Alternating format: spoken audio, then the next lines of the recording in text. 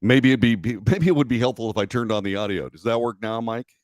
Sorry about that. I just spent a brilliant first part of the segment with no one being able to hear me because my mic was turned off. I'm so sorry. It was so brilliant. It was so good. I was just discussing what we were going to be discussing. Now I don't have time. There we go. Sorry about that, my friend. I don't know. Like I said, I didn't touch any of this. Let me see if I didn't touch any of this stuff. Nobody has touched any of this stuff, but it just turned itself off. Fascinating, isn't it? Anyway, where were we? Okay, so now we have audio. Welcome to the Wells Report, North South, Coast to Coast, all the things that we do, news, analysis, commentary, and debate. Lots of things to discuss today. And as I said, I just did this brilliant summary of everything we're going to be talking about on all 3 hours of today's broadcast.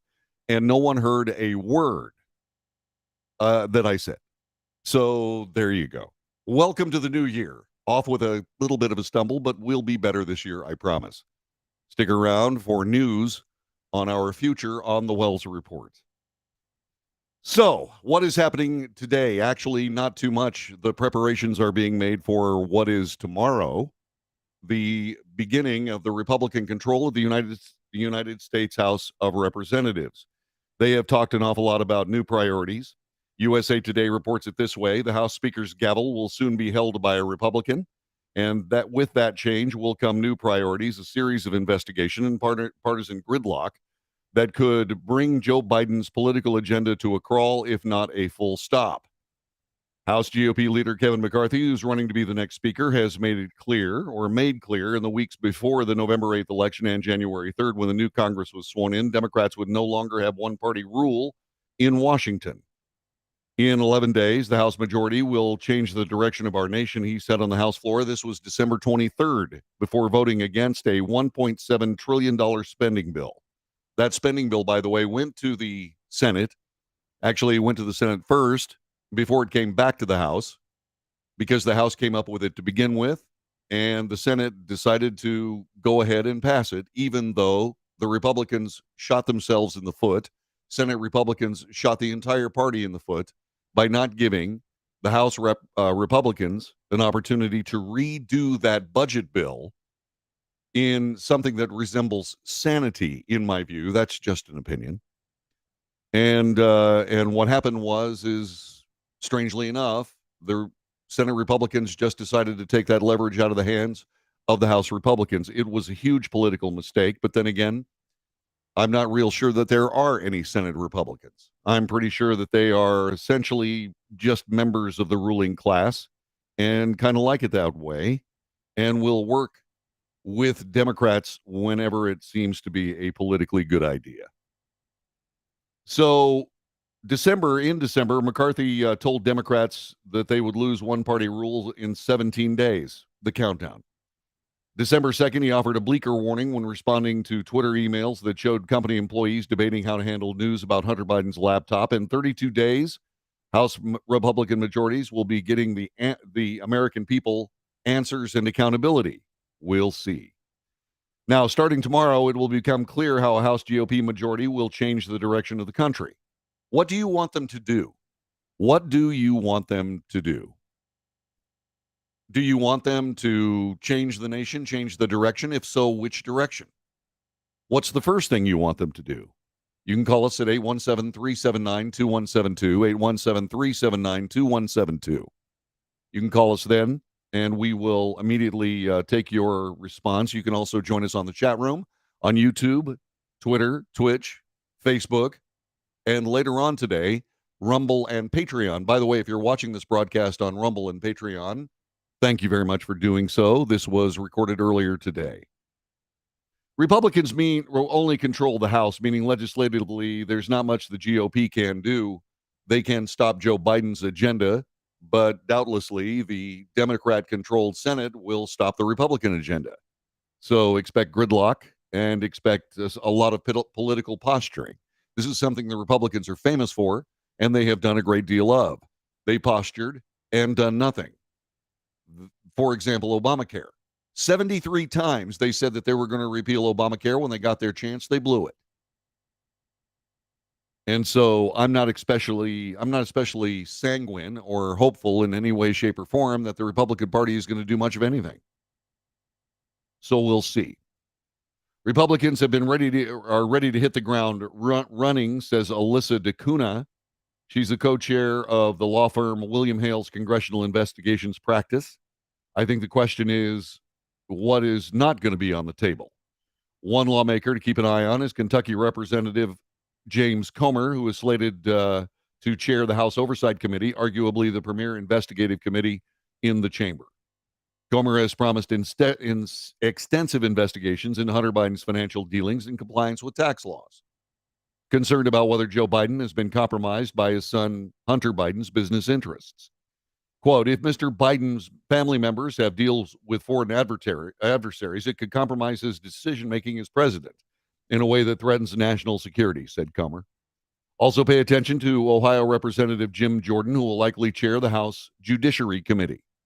Jordan is expected to open an aggressive probe into the Department of Justice in its search of former President Donald Trump's Mar-a-Lago residence and his handling of classified documents. We'll see what they do. Despite anticipated partisan gridlock that could span 2 years, the Republican House and Democrat-led Senate will have to work together to pass the next annual spending bill or risk a government shutdown, already giving us a preview for that.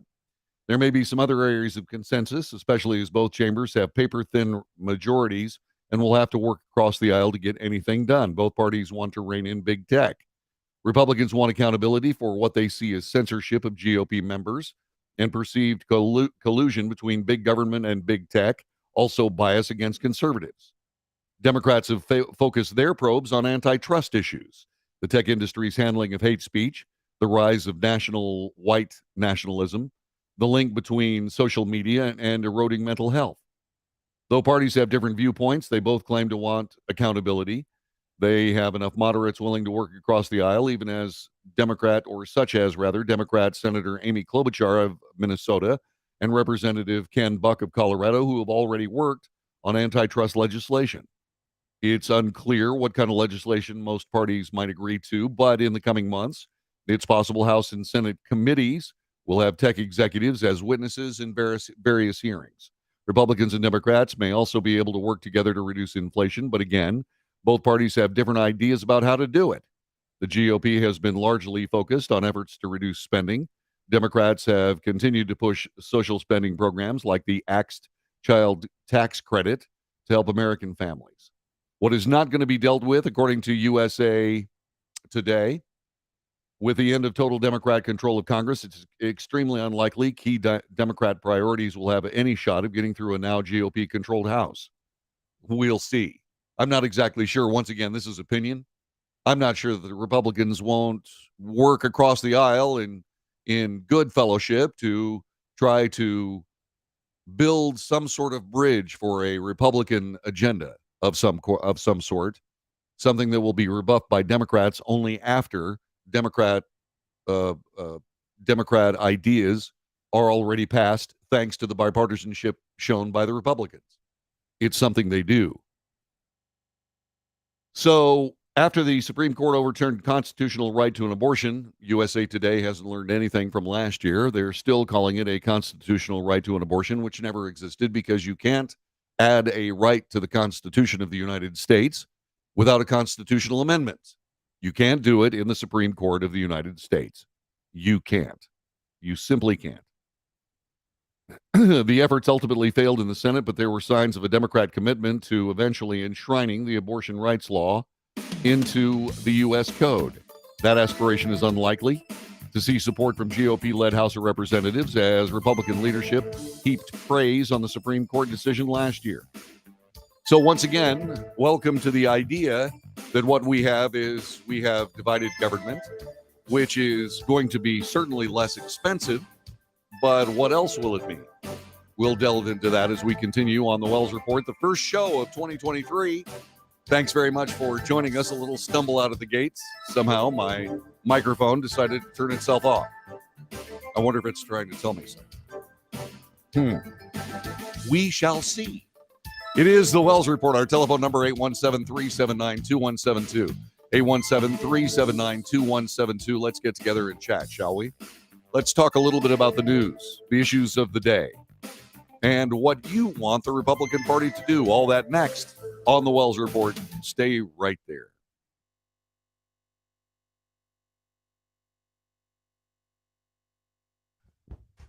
Check 1 2. Check 1 2. What in the living hell is going on with this? All right. Yeah. Check 1 2 3 4 5. Check 1 2 3 4 5. Check 1 2.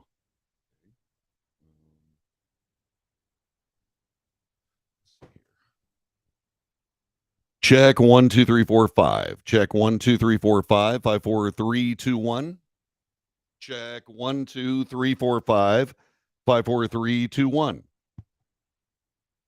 Check 1 2 3 4 5. 5 4 3 2 1. 1 2 3 4 5. 5 4 3 2 1. 1 2 3 4 5. 5 4 3 2 1. 1 2 3 4 5. 5 4 3 2 1. Check 1 2. Let's do. Check 1 2.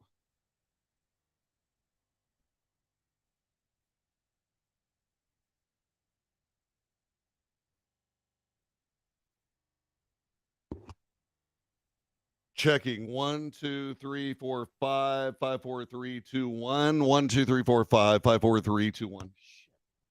Freaking hell happened to this? Nope.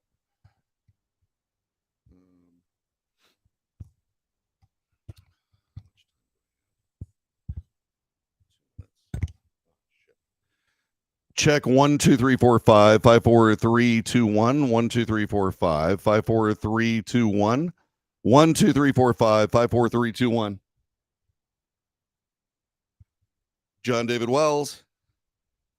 Hello.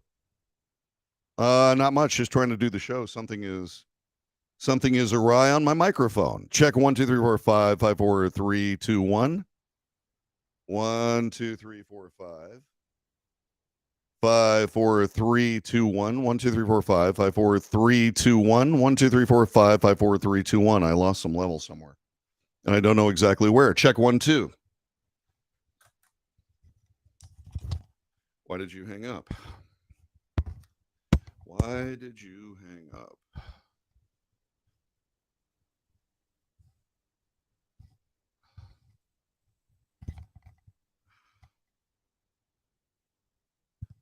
John David Wells. Hello. Oh, great. Why is that? Oh, that's nice. Oh, hi. Hi, I'm testing. I'm just testing. Okay. Let me try to figure out what's going on here. Yeah, I don't know exactly what happened there. Shoot. All right. So what's going on here is hang on.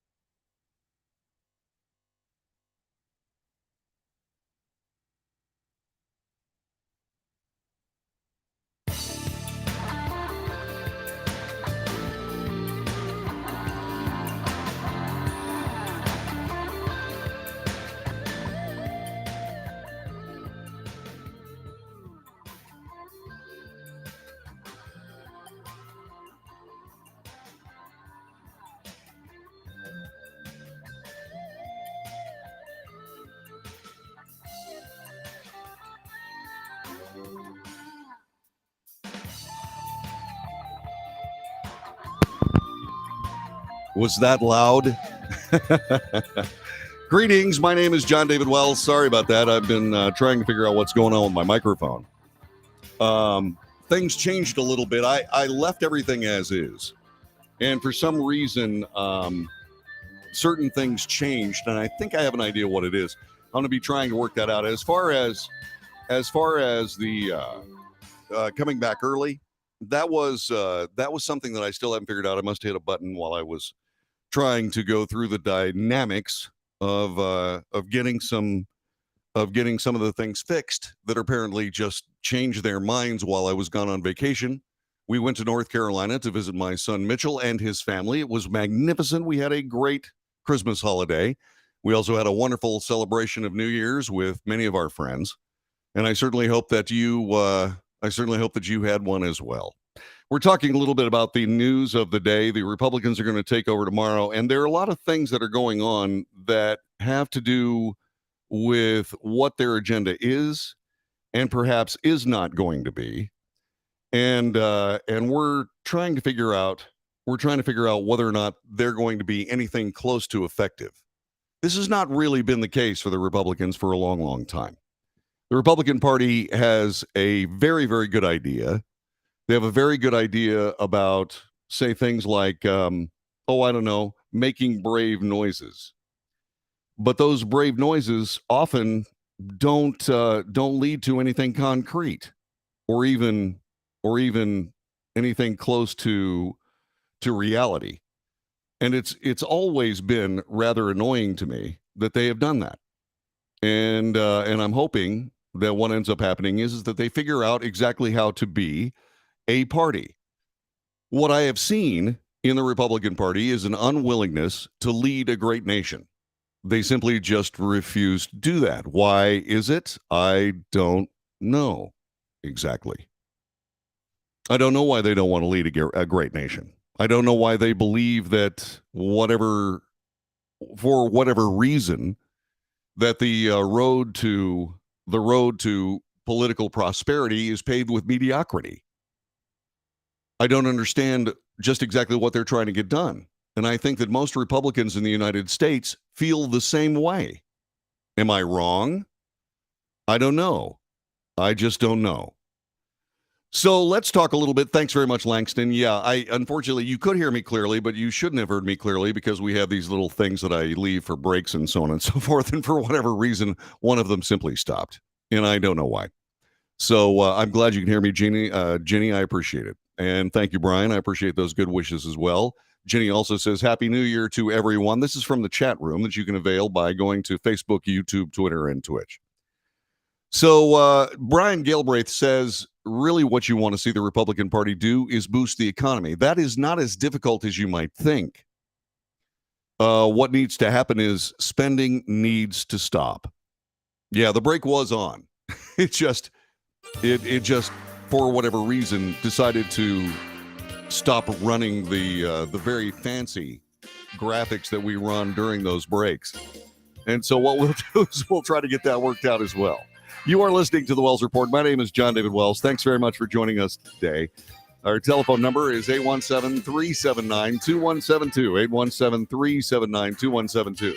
Not exactly sure that this particular hour of the broadcast is going to make the Patreon and YouTube, the Patreon and Rumble part of the broadcast, because I'm really not sure that I want to start 2023 with that kind of level of technological craziness.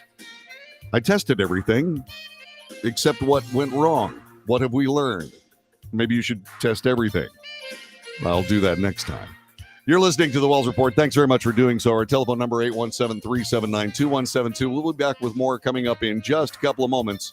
This is the second day of January. See you in a minute.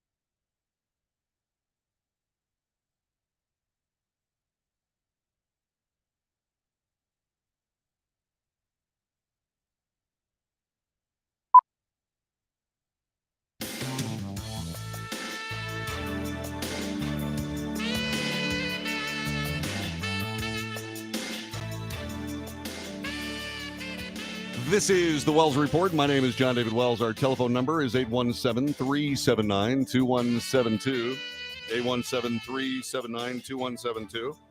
Just working on getting things back to normal. Yeah, it's just one of those things. You know, when we live in the future, we have machines that do some thinking for themselves. And they sometimes decide to do things of their own volition that really could be deleterious, rather, from the standpoint of actually trying to do a broadcast. So that's basically what's been going on. Mike says you can only go up from here. We'll see. We shall see. It is the Wells Report. We give you the news. We analyze the news for fact and bias. We make commentary. That's not news. That's my opinion. And also, we invite debate. 817-379-2172, 817-379-2172. Vietnam War was just an absolute horror for most Americans. That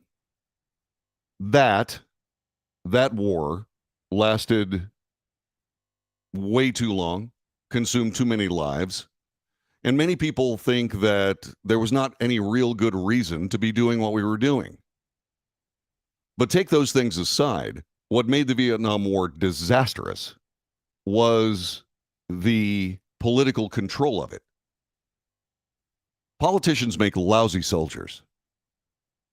While we have civilian control of the military, and that makes ultimate sense, in the case of the Democrat Party beginning in 1964, they decided that they knew better than the people that did this for a living. And what they did was they didn't want to look like big, nasty bullies going to a small country that had no chance against the United States military. And so what they did was they tied both hands and both feet behind the backs of the U.S. military in fighting that war. In spite of all of that, every major battle and 99.9% of the minor ones were won. Why are we discussing this? Because while we are not at war currently, there is a war taking place within the United States military that is very, very close to those horrifyingly terrible days of the Vietnam War and political control of the military. I'm not talking about civilian control of the military. I'm talking about political control of the military. And so what we see now is we see woke philosophy in the United States military. Woke philosophy, you can decide whether or not it has merits or not.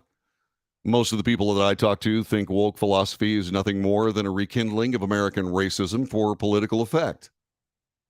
But you may have a different idea. But what we do know about woke policies in the United States is that they are politically generated. So whether you agree with them or not, that's not really the problem.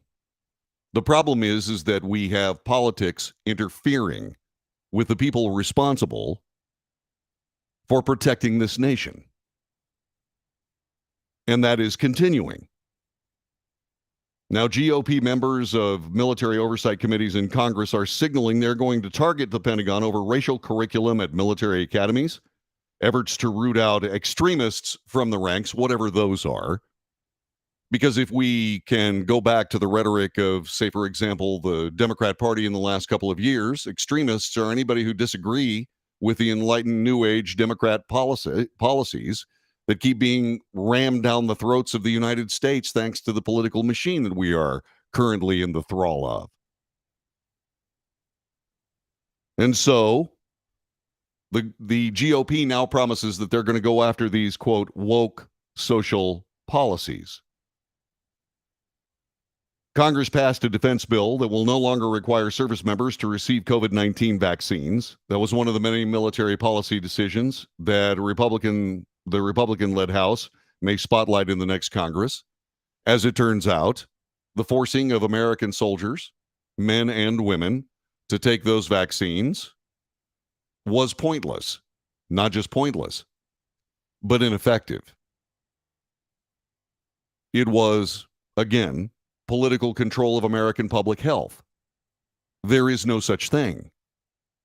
What happens is that American public health became a political football. Are you seeing the theme here? Politics damages everything it touches. The least amount of political damage can only be obtained by having the least amount of political interference in life in the United States. Would you say any of that has been happening in the last couple of years, the last 10 years, okay, the last 20 years? In my view, the answer is most decidedly no. The government of the United States does far too much, spends far too much, and achieves far too little. It's awful, and you know it.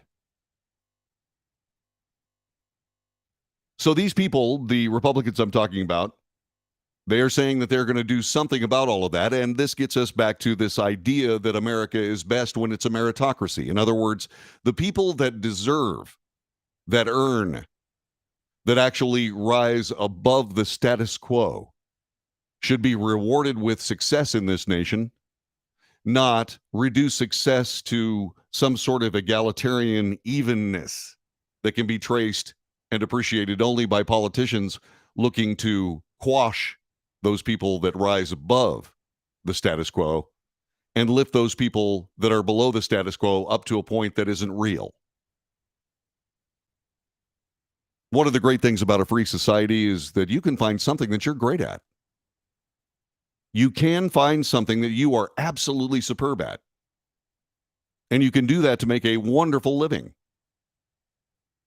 But if politicians decide that everybody has to be the same, everybody has to have the same idea, and in those people that achieve far beyond the status quo must be ignored, must be quashed in order to not offend those who don't achieve.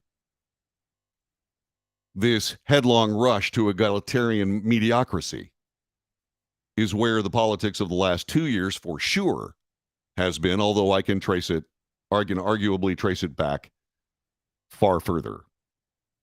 The issue is going to get an increased focus from Congress, with Republican members will now control the House of Representatives and its committees, and they will hold sway over the chamber committees' agendas.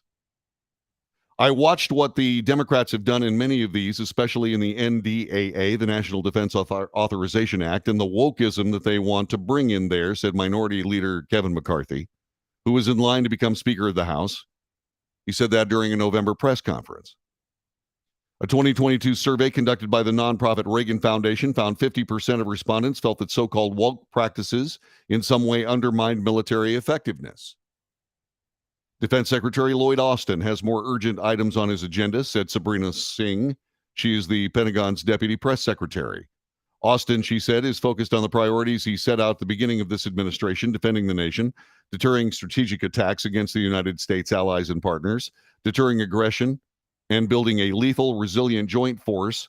And we will continue to work with Congress in a bipartisan, bicameral way, just as we always do. In my opinion, that leaves out some of the things that are currently being talked about by Republicans. And that is woke policies that are being both indoctrinated in our military persons and used to quash our military persons if indeed they do not toe a political line, which is disaster. It is disastrous. Democrat Representative Adam Smith of Washington, who chaired the House Armed Services Committee in the last Congress, said the discussions surrounding these social policies should be framed differently, with more of a focus on addressing bigotry and racism. The United States did away with bigotry and racism in the United States military in 1947. A Democrat did that, fully integrating the United States military. Was there still racism? Yes. Yes, there was. Right up until the bullets started flying. Because everybody was part of the team required to stop those bullets from flying, indeed stop the people that were shooting them. And everybody came together. And it worked beautifully. Now what we have is for some reason, a willingness to get rid of people who don't toe the political line and who will be used to stop that gunfire, that incoming gunfire, if those people are gone. Well, other people of the right, shall we say, with the right societal credentials, whether they're gay or transgender or of a particular racial mix, not including whites. And that's where we find ourselves. That is not how a military operates that is supposedly successful. And political control of the military, as I've described, is absolutely disastrous. Congress in December passed a version of the National Defense Authorization Act, which directed Pentagon spending. That included a provision reversing the mandate that all troops are required to receive the COVID-19 vaccine. More than 3,700 Marines, 1,800 soldiers, 2,000 sailors were discharged for refusing to get vaccinated. There were a lot of service members who were wronged by this policy, said Representative Brian Mast, who was an Army veteran. Mast sponsored legislation that would allow service members to return to duty at their same rank if they were dismissed because of a refusal to obtain the COVID-19 vaccine. Representative Mike Gallagher of Wisconsin, who served active duty in the United States Marine Corps, and said the COVID-19 vaccine played a role in recruits' willingness to join the military. I would submit that if 33% of 16 to 28-year-olds are not going to get the vaccine, that vaccine mandate played a role there, he said during a panel at the Reagan National Defense Forum last month, referencing recruitment numbers that are falling. But a Pentagon survey of young people from January to September, remember this is USA Today, we're about to hear bias, found the majority said vaccine mandate did not change their likelihood of joining the military, according to the DoD's SING. Some of the respondents said the mandate increased their likelihood of signing up. Well, we know about polling in these United States, don't we? Representative Chrissy Houlihan, the Democrat from Pennsylvania, a former Air Force officer who grew up in a military family, said she opposes revoking the COVID-19 vaccine mandate, but understands if it was part of the negotiations needed to pass the defense bill.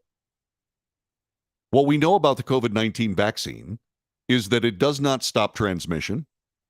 It may indeed protect you to a small degree from the ravages of the disease itself, maybe even to a large degree. But it did not make you immune from COVID-19. I am walking, talking proof. I got 2 Moderna series shots and a booster, and then I got COVID-19. I was worried about the slippery slope of what it might mean for other requirements, said Houlihan when she discussed the idea of military readiness and that the health of the organization had to be well taken care of. Some Republicans highlight what they say is the teaching of critical race theory at service academies. CRT is an academic framework that examines how racism permeates institutions. It is one-sided. It is a predisposed set of ideas and ideologies, and then is essentially built backwards from a standpoint of research. They come up with the idea that there is blatant racism in all of these service academies and all of these institutions, and then work backward until they can find what they consider to be a reasonable case. And that's exactly what they've done. There is a small problem with that. The problem is that, say, for example, you end up seeing something in the New York Times called the 1619 Project, where the United States of America was absolutely sundered by an ill-informed, quote, journalist, unquote, who said that slavery beginning in 1619 was the downfall of this great nation. There's only one problem. There was no United States of America in 1619. She was trying to describe the Dutch, the Spanish, the Muslims who were selling their brothers and sisters into slavery in the first place. Because the United States didn't exist in 1619. The United States came to existence in 1776 and did away with slavery in less than a century. But this is what happens when politics is the issue of the day and how we run everything. Problem with that is that it does run everything. Politics indeed will run everything right into the flipping ground. And this is something that we have to guard against. How do we guard against it? Well, we stop electing egocentric people that believe they know better than all of us to office. Notice I didn't say which party. What I'm trying to do is I'm trying to get you to follow the Wells Report 11th commandment. Elect thy neighbor. This is the Wells Report. Back with more in just a moment.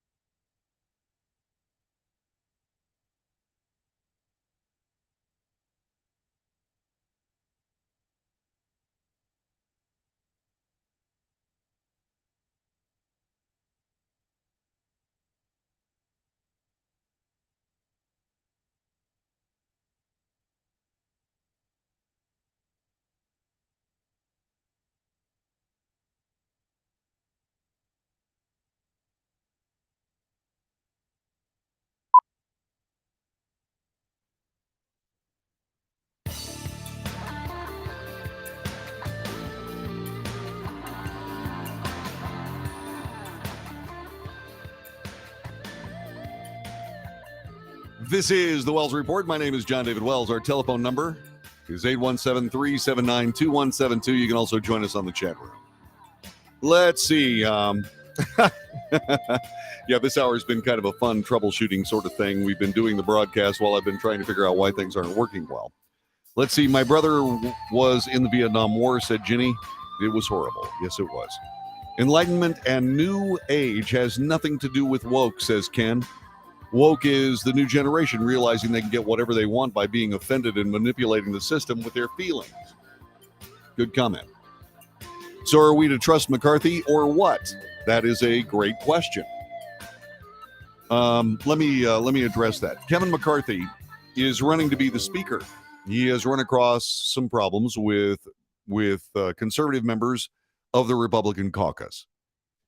And the reason those conservative members are so upset with Kevin McCarthy is because Well, the Republican Party has essentially tried to play both ends against the middle.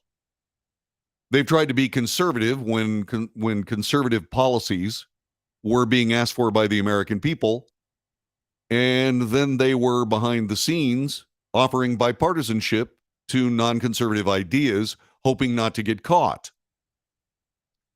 Neither of those things worked. They were caught, and indeed, they have never followed through on their conservatism, their so-called conservatism. So the conservative members of that party, and Kevin McCarthy was a part of all of this namby-pamby, moderate, being in the middle, bipartisanship, ruling class, we know better than you group, they called him on it. And so Kevin McCarthy is working to try to shore up his conservative credentials.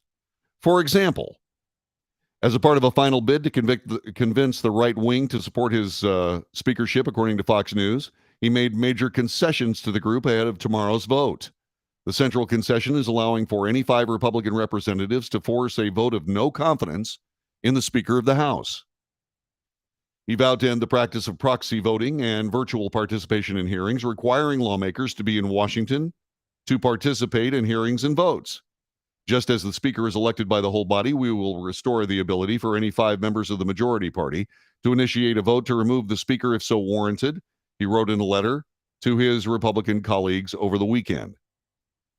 Congress never intended for Zoom, and no longer will members be able to phone it in while attending lavish international weddings or sailing on their boat. We will meet, gather, and debate in person, just as the founders envisioned. Previous House rules put in place by former Speaker Nancy Pelosi required a member of the House leadership from the majority party to initiate a vote to remove the current Speaker. Representatives Matt Gaetz, Andy Biggs, Matt Rosendale of Montana, Bob Good of Virginia have already vowed to oppose the McCarthy bid. So to answer your question, do we trust Kevin McCarthy? I don't know. Do you trust the Republican Party? I tell you what, those people who trust the Republican Party, raise your hands. You'll note that I'm not raising my hand. I'm going to have to see real action and a whole lot less talk. That's what I'm going to have to see. Let's see. What else do we have? Gary Olivier says, replying to Ginny Bayless, tough to call. I lost all trust in all of them. Both sides are playing us. They're dividing and conquering the country. This way they can continue to pick our pockets and turn their country into a communist third world. I can't really say the last word. But I can't even tell you what it rhymes with. But it's a bad place. Let's say sewer. There we go. Less Republican, less Democrat, more Constitution. Right there with you, Ann. We need our military members up and ready, considering such things as Taiwan, Ukraine, and North Korea. Correct. Replying to Anhoy Guzman, Ginny Bayless says, I agree, but we know who we should listen to. We need to wake up. Yes, we do know what we should be listening to. And it is time to wake up.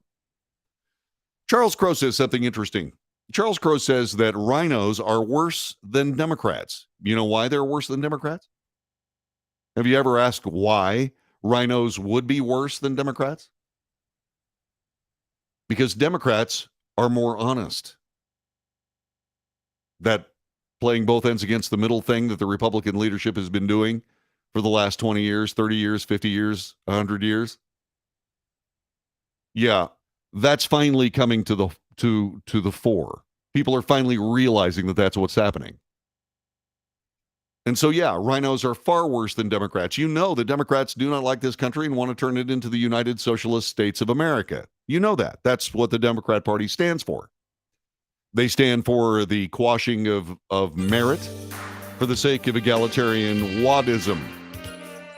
And that's what's going on. Beth Ann says hello. Yeah, exactly. Happy New Year. Looking forward to solving 2023 world problems. Ready, set, go, says Gary Abshire. We're going to do our damnedest on this broadcast. We simply are.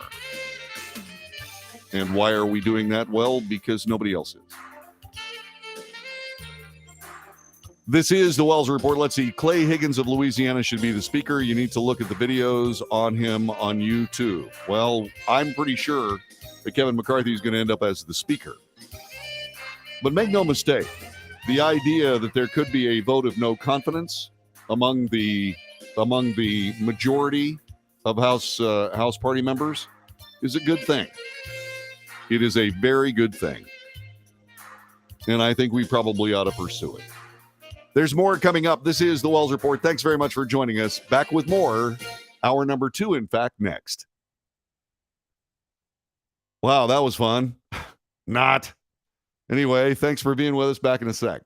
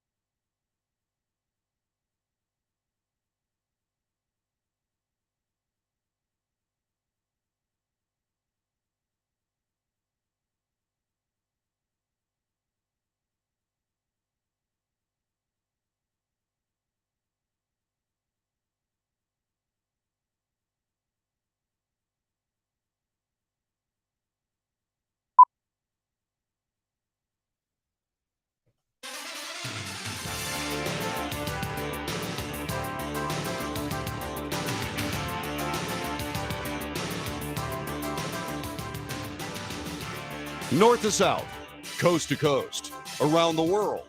This is the Wells Report. My name is John David Wells. We report the news here fairly and honestly. We analyze the news for fact and bias. We point out both. We make commentary. That's not the news. Simply my opinion, just as valuable as yours. And therefore, we debate. We debate two ways on the telephone, 817-379-2172. If you have not called us at 817-379-2172, please do so. Call now.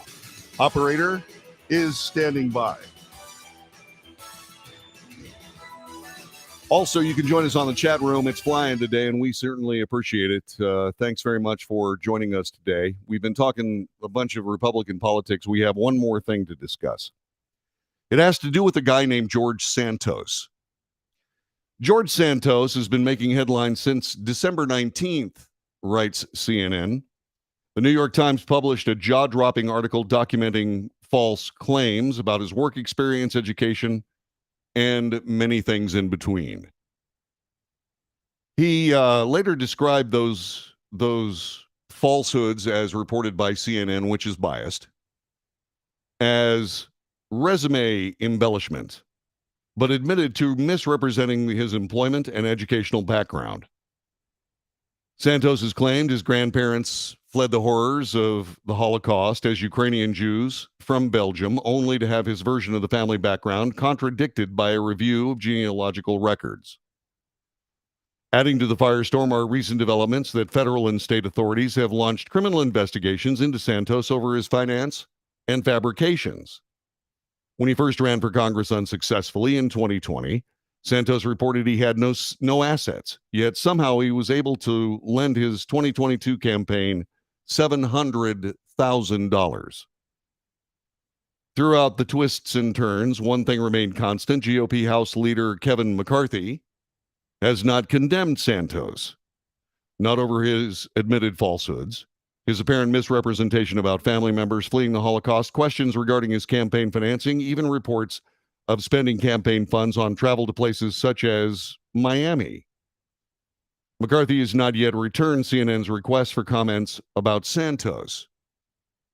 And it basically is essentially the idea that you can blacken as many Republican eyes as possible based on the reported miscreancy of Mr. Santos. Now, why am I reporting this? You know that the editorial policy of the Wells Report is not one to report on personal difficulties. But the situation is a little bit different in this case. One, he is now, as we have this broadcast, an elected member of Congress.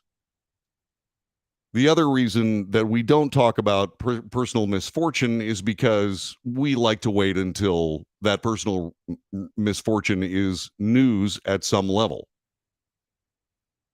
But that's not why I'm bringing this up.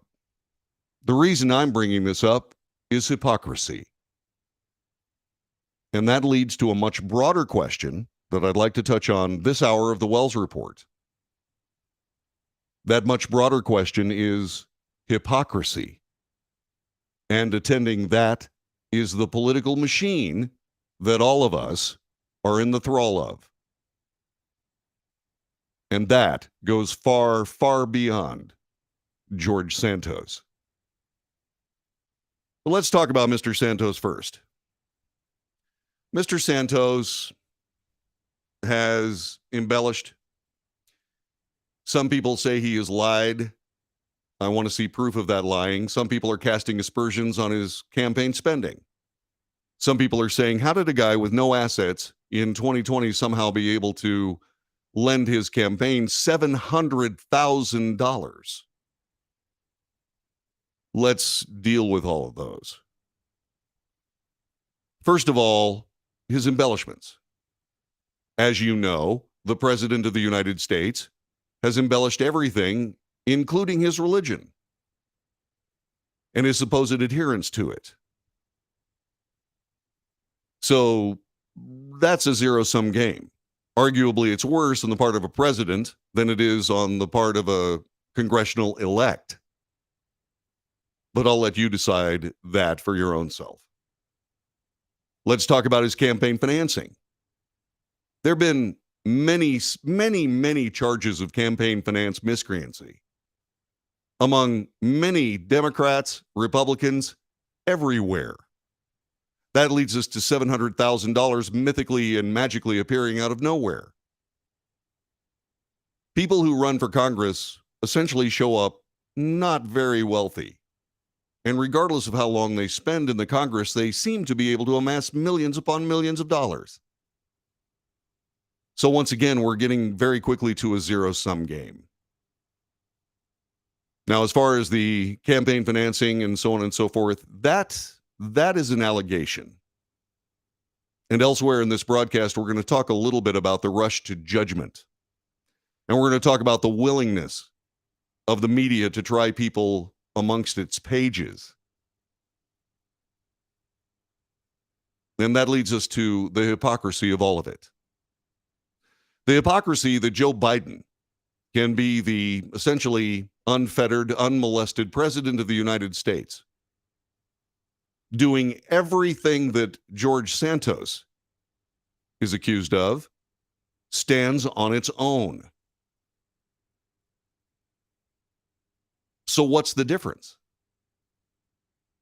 The difference is that George Santos stands outside the political machine that is in charge of this nation as we have this conversation.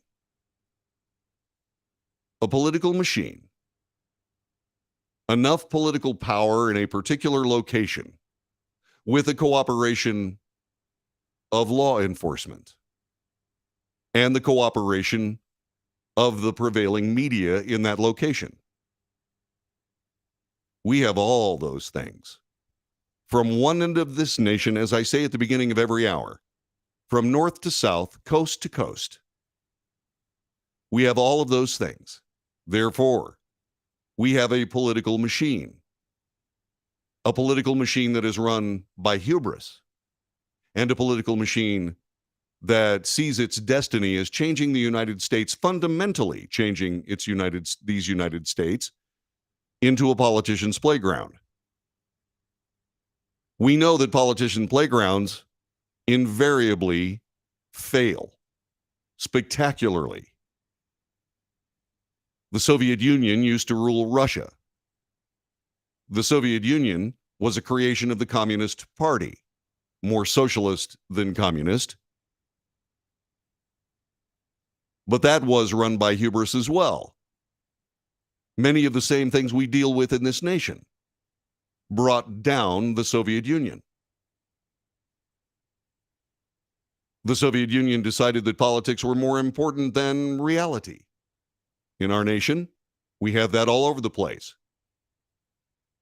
Politics now rules the roost when it comes to even gender among us. And the ridiculous notion that anybody can be anyone at any time for any reason. Which leads us right back to George Santos. Anybody can be anything for any reason at any particular moment as long as the political imperative is served. Except for George Santos. Now, before I go any further, do I have deep concerns about people not being honest when they run for public office? Absolutely. Absolutely, I do. I believe that people that run for public office need to be servants. They don't need to be self-styled better than everybody else individuals. But if you look at our current political mess, that's exactly who's running the place. The incompetence is easy to see. There are nearly 32 trillion reasons why this ridiculous political machine needs to be put out of power immediately. And how do you do that?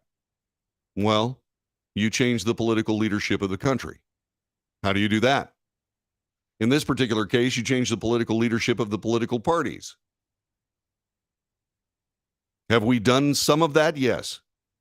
Have we done as much as we need to? No. But once you change the political leadership of the nation, what you then end up with is the need for that political leadership to clean house in law enforcement. After cleaning house in law enforcement, what that administration needs to do, whatever it happens to be, whether it's presidential or congressional, they need to stand up and tell the mainstream media that they have a constitutional mandate to be skeptical of not just the Republican Party in the American government, but the American government itself, of all parties. They need to focus the same harsh light of concocted, quote, realism on the Republican Party or on the Democrat Party as well as the Republican Party. But they don't. Why? Because they're a part of the political machine. And so the bully pulpit needs to come to the fore, something that I try to wield every single day. The reason I do this broadcast in this way is for that exact reason. What I am attempting to do is I am attempting to make it abundantly clear to you that you're being lied to. You're being lied to in every possible way. You're being lied to by your government. You're being lied to by the mainstream media. And those two factions cynically try to accuse their political opponents of everything up to and including the big lie, which sustained the last group, or the second to last group of people that were absolutely sure they were better than everybody else. And they proved it by killing 6 million Jews and anybody else that got in their way. These people haven't changed. The reason the United States is the way it is because the people that framed this nation realized that that is where politics invariably goes. And we are suffering from that right now. We already have an American left that cannot function without dishonesty. And in the academic / juvenile way of leftist politics, I say not socialist so much as sociopathic political leadership.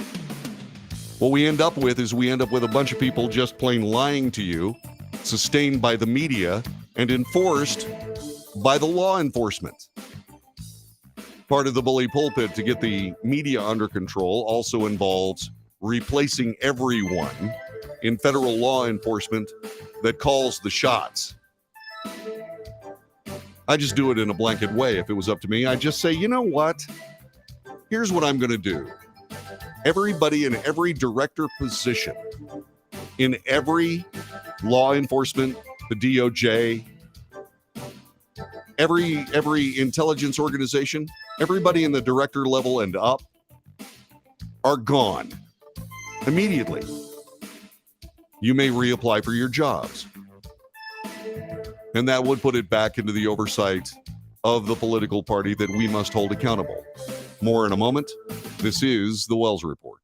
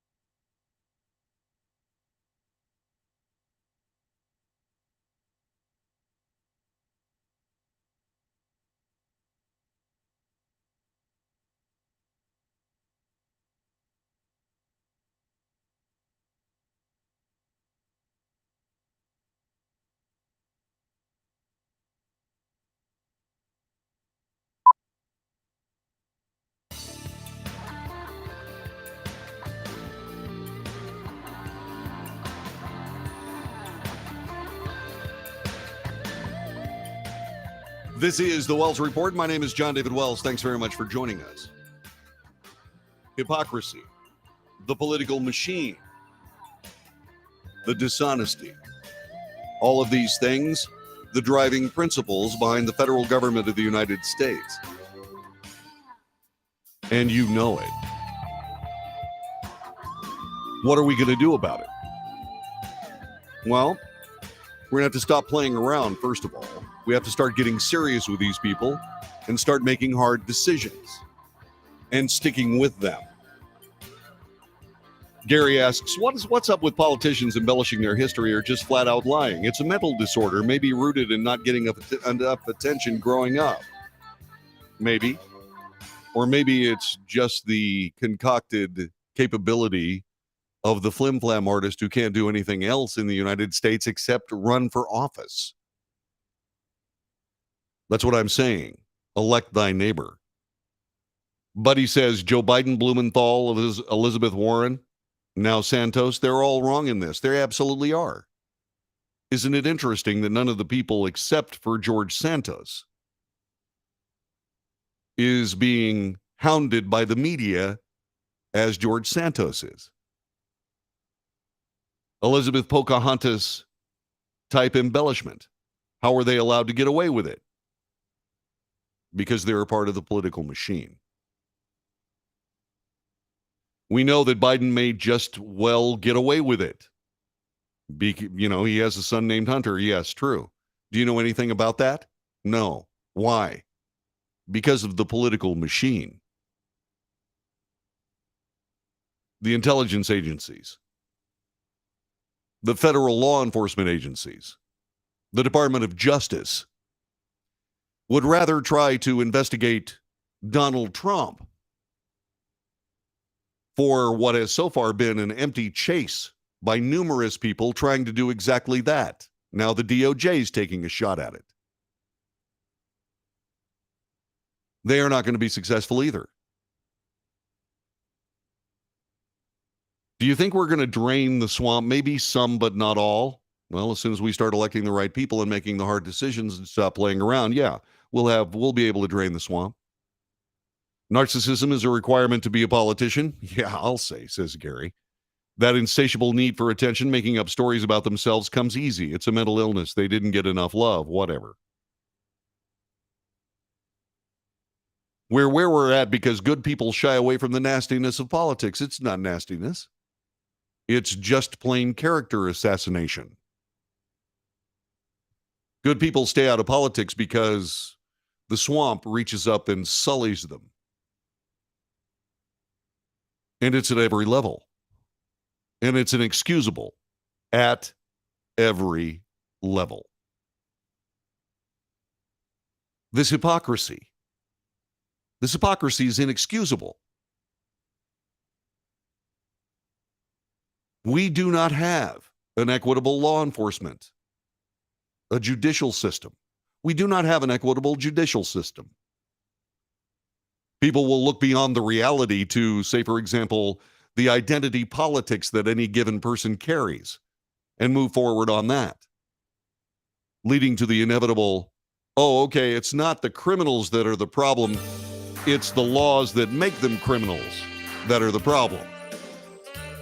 And all of that goes away in a blink when you start thinking about laws that are supposedly going to be passed to get rid of gun ownership in the United States.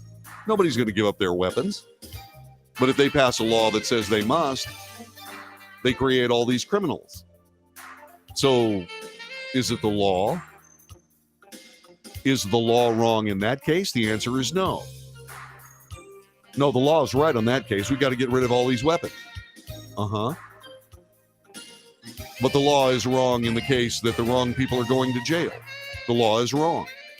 Well, except for people who want to follow the Second Amendment of the Constitution.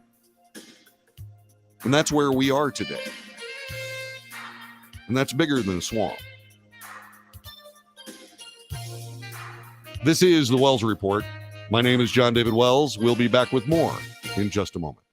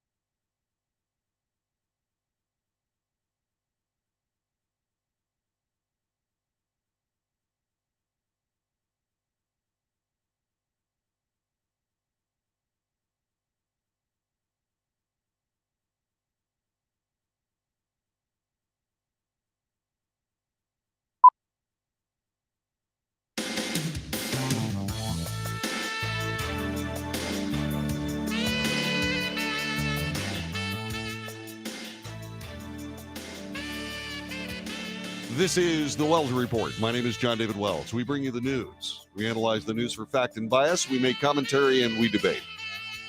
Thanks very much for doing all of those and at least being a consumer of half of it and a participant in the other half. I appreciate it. It was as brutal a crime as has decorated the American experience in most people's lifetimes. It was murder in a small town in Idaho. 4 University of Idaho college students were found stabbed to death in their house. Someone has been arrested. His name is Brian C. Kohberger. He was taken into custody at his parents' home in Effort, Pennsylvania, where it appeared he'd been staying recently, according to Michael Mancuso, an assistant district attorney in Monroe County, Pennsylvania. Mr. Kohberg was pursuing a PhD in criminal justice and criminology at the Washington State University, which lies about 10 miles away from Moscow, Idaho, where the murders took place. He recently entered the program after graduating in June from DeSales University in Center Valley, Pennsylvania, with a master's degree in criminal justice. He's been charged in Idaho with 4 counts of first-degree murder and was being held without bail in Pennsylvania. An extradition hearing has been scheduled for Tuesday. This is a little bit old. He's already waived his right to fight extradition. He's going to be going back to Idaho. As a matter of fact, he said he was looking forward to it. These murders have shaken our community. No arrest will ever bring back these young people, said Moscow Police Chief James Fry at a news conference. However, we do believe in justice, and we believe that justice will be found through the criminal process. The arrest of Mr. Kohberger came 7 weeks after the college students were stabbed to death in a crime that horrified the small Idaho college town and the rest of the nation, too. Prompted many students to stay home and finish classes online after Thanksgiving. Residents had grown increasingly frustrated in recent weeks as the killer remained on the loose. One victim's father had begun to publicly criticize investigators. The police declined to say anything about the suspect's possible motive, said that a long knife they believed was used to carry out the attacks had not been found. But the arrest of a criminology student added another unsettling element to an already macabre case. The students who were killed, Madison Mogen, Kaylee Goncalves, Xana Kernodle, and Ethan Chapin, were attacked in at least 2 separate bedrooms, probably as they slept. The 3 women lived at a rental house where the attack occurred. Mr. Chapin was visiting Ms. Kernodle, his girlfriend. 2 more roommates apparently slept through the stabbings, did not wake up until several hours afterwards. The police in recent weeks have been searching for the driver of a white Hyundai sedan they said had been spotted near the victim's home on the night of the killings. Chief Fry said on Friday the police had found a car matching the description. In a post on Reddit from 7 months ago, a user who identified himself as Brian Kohberger asked people who had spent time in prison to take a survey about crimes they had committed. The survey listed Mr. Kohberger as a student investigator working with 2 colleagues in DeSales and asked its respondents to describe their, quote, thoughts, emotions, and actions from the beginning to the end of the crime commission process. Now, Brian C. Kohberger is a guy who has been arrested on suspicion of murder in the first degree. He has been tried by the mainstream media ever since that arrest. And it led to a letter and a statement from the Kohberger family. And I want you to listen to this from Fox News. The family of the suspect in the November 13 fatal stabbings of 4 University of Idaho students have finally spoken out on that arrest. Brian Christopher Kohberger, 28 years of age, was taken into custody by local police and the FBI at 1:30 a.m. Friday in the eastern Pennsylvania area on a warrant of charging him with 4 counts of murder and burglary for the deaths of Ethan Chapin, Xana Kernodle, Kaylee Goncalves, and Madison Mogen. Quote, the family said, we have fully cooperated with law enforcement agencies in an attempt to seek truth and promote the presumption of his innocence. rather than judge unknown facts and make erroneous assumptions, said Koberger's family. The family continued to say, "We will continue to let the legal process unfold, and as a family, we will love and support our son and our brother." On behalf of the victims, Koberger's family said, quote, "There were no words that can adequately express the sadness we feel, and we pray each day for them," unquote. They continue, "We respect privacy in this matter, as our family and the family suffering loss can move forward through the legal process." Koberger, a graduate student studying criminal justice at Washington State University in Pullman, Washington, appeared before a judge last Friday in Monroe, Pennsylvania County Court. He is a 15-minute drive from his rental home from where the 4 students were stabbed to death on November 13th. As we have seen in our nation, there is a willingness to jump to conclusions, to rush to judgment. And that is exactly what the mainstream media has done in this particular case. Is it warranted? Never. Last segment, I was talking about the unequal justice being foisted on Americans by the people who are responsible for making those laws and their enforcement just and equal. The mainstream media didn't get the memo. I've been watching virtually every news organization in the United States talk about Koberger as if he is this monstrous, terrible human being. And indeed, he may be. That's not the way we do things in the United States of America. But as we come to this conversation, we find a media that's more than willing to condemn in their pages anyone for any reason absent of the actual results from any investigation into those issues. They've done it over and over and over again. It's cost them hundreds of millions of dollars. It's going to cost them more. Because the mainstream media will attack anybody on the other political side and say anything necessary, up to and including a high school kid. And they will stomp him into the dust. Grist for the political mill and nothing more. Well, that's expensive. And it should be expensive. Because when you denigrate instead of report, when your default notion is that whatever you've heard, regardless of whether or not it's a full story, leads to an inexorable conclusion that simply will be reported and then justified as the absolute truth.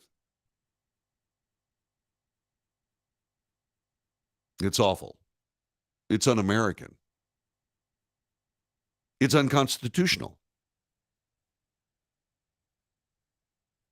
What it does is it makes this nation less than. Now, Koberger, I don't know the guy. I don't have any idea who he is. I know he looks frightening in mugshots, but then again, who doesn't?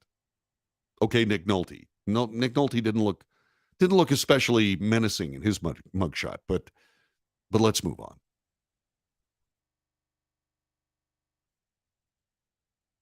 This guy may indeed be the monster that so many people have decided that he is. But we don't know that yet. Is the case strong? We don't know that either. All we know of the case at this particular moment is that there is DNA evidence. What's the nature of this DNA evidence? Well, it's genealogical. It's a way to reconstruct the genetics of someone who is or could be responsible for a heinous crime like this. Is it something that will convince a jury? We don't know. There was a spectacular case of this nature involving a former football star, his former wife, and other people in that orbit. There was DNA evidence there too. But strangely, the jury found a different result than the one discussed by prosecutors. Were mistakes made by the prosecutors? Absolutely. Was there doubt? Yes. Yes, there was. And as we convict rather, our criminals beyond a reasonable doubt, that particular trial ended up with a perplexing result. Will this one follow that footsteps again? We simply do not know. We just don't know. But we, the people behind the Wells report, had not reported on this story. And the reason we had not reported on the story was because, aside from and we did, by the way, report on the murders, beyond reporting on the murders, there was nothing to report.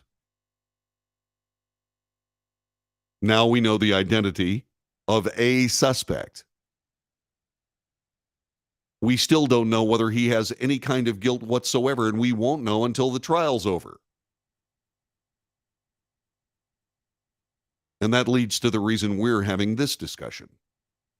Because the mainstream media has already decided that he is the terrible monster, that he is the killer, that he is the spiller of blood, the extinctor of young life.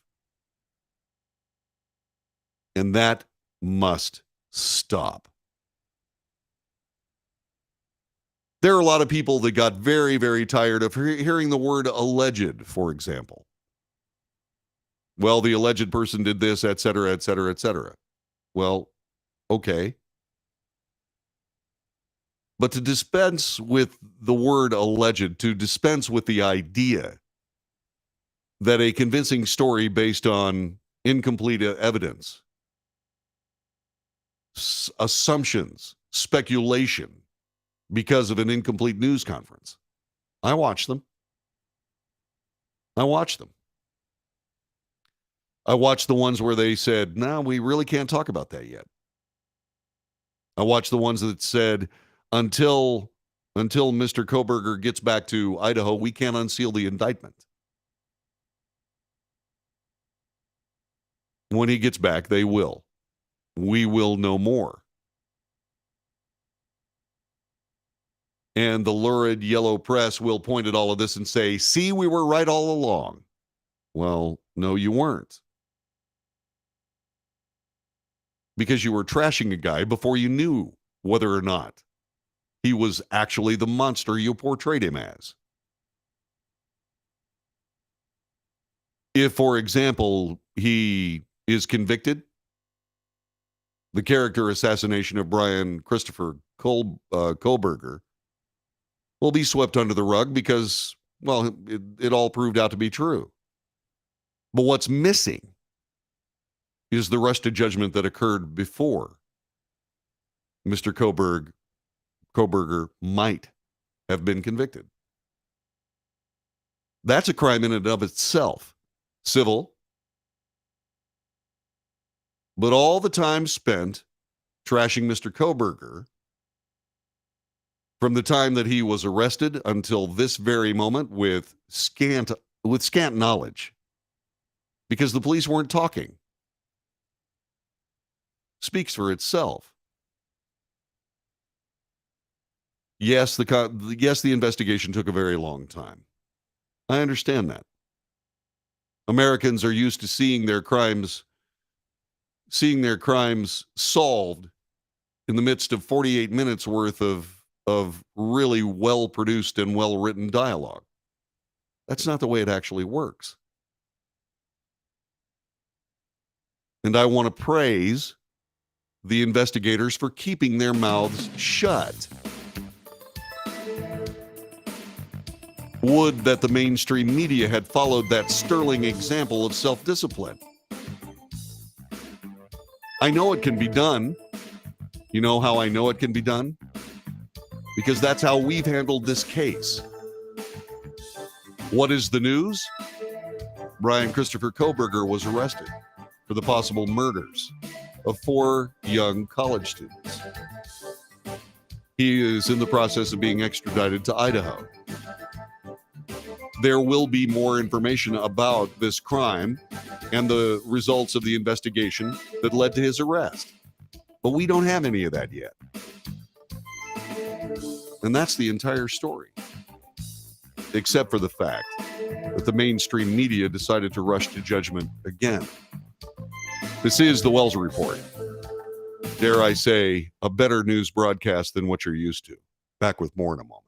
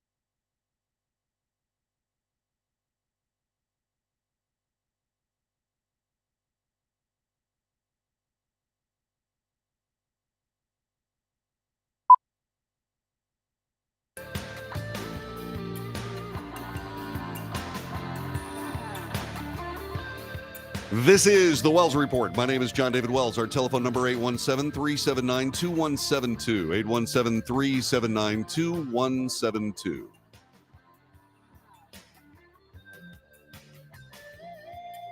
Sorry, my phone is yapping. I just turned it off. Where were we? Oh yeah. Let me get to the right camera. Our thoughts today are with Martina Navratilova, tennis legend. She has announced that she was diagnosed with stage 1 throat cancer. Initial tests also revealed another diagnosis. She has early stage breast cancer, unrelated from her non-invasive breast cancer in 2010. In a statement, Navratilova expressed optimism as she heads into treatment. The 18-time Grand Slam champion will begin treatment later this month. It's a double whammy. It's serious, but still fixable. I'm hoping for a favorable outcome, said Navratilova. It's going to sting for a while, but I'll fight with all I've got. According to reports, Navratilova is battling type HPV throat cancer. She noticed an enlarged lymph node in her neck during the WTA finals in November. A biopsy revealed the diagnosis. There's a strong prognosis. The cancer will respond well to treatment. During the first battle with breast cancer, Navratilova was deemed cancer-free after 6 months. She underwent a lumpectomy and 6 weeks of radiation. In 2017, Novartis video shared to her Twitter account. Navratilova described the cancer treatment, how she overcame her diagnosis. Being a top-level athlete, a pro athlete, you learn how to be positive. So that came in very handy as a patient. Being a positive person helped a lot, and surrounding yourself with positive people as well. Navratilova is well renowned on the tennis court. She won 18 Grand Slam singles titles, including the 1983 U.S. Open against Chris Evert.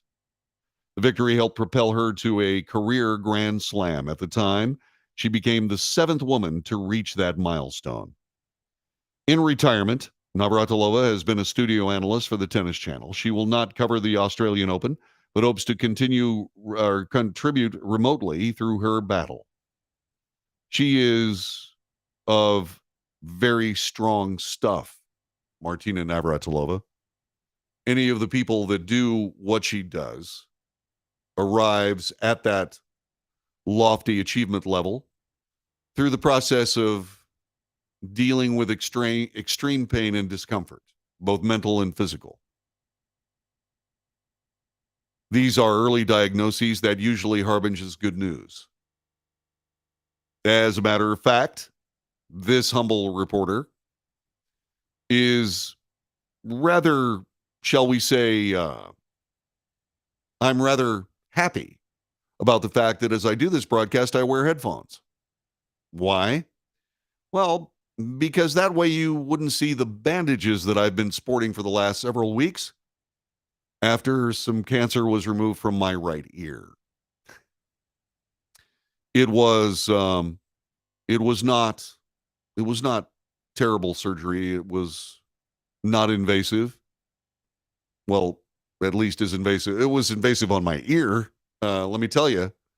But I've always said that alpha dogs end up getting their ears notched at one time or another, and I certainly have. It is basal cell skin cancer, and it was completely removed. Are there other sites? Don't know. We'll be finding out as I follow up. But regardless of the fact that I didn't make a living as a Grand Slam tennis player, my life as someone who has undergone the pain of becoming good at a particular sport at a relatively high level, swimming being the first one, baseball being the second one, with a small interlude in football, which was exquisitely painful, and I decided to forget that stupid game. Baseball, on the other hand, well, it's handed me pain. Baseball is painful. And it is exquisitely painful when you're playing with a blown rotator cuff, which with every throw gets worse and worse.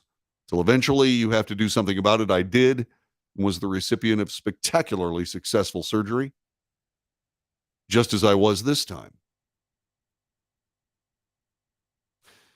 Will there be more of this news for me? Maybe. Will there be more of this news for Martina Navratilova? Assuredly. But just as she says, being positive is essential. Being positive and being in the company of positive people, equally essential. It's a small spot on my ear. Hopefully that's all that's there. I'm more concerned about the process of finding out that there is no more of this on my person. The actual examination, from what I understand, leaves no secrets behind. So I have a little trepidation about that. You know, I still have time to get my six-pack back and my shoulders muscular and beautiful looking. We'll see.